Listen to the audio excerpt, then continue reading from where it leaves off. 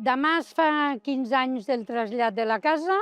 Felicitats a tots els que hem participat i a tots els que participaran. És la casa dels nens abans de tornar a casa seva. Per tant, desitjo que tota la gent que ara hi treballa i participa siguin tan feliços com tots els que hem passat abans.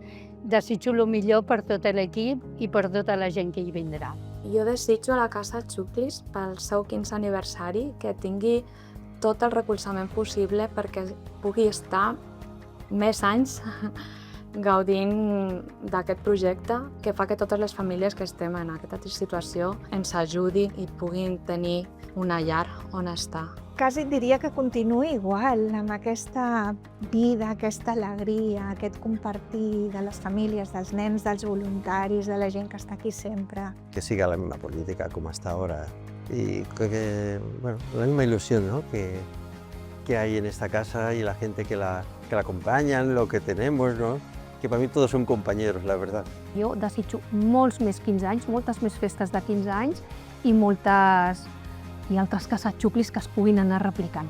Sí, Yo, pues mira, ojalá se pudiesen hacer más casas como esta y desde luego que siga 15 años más por lo menos.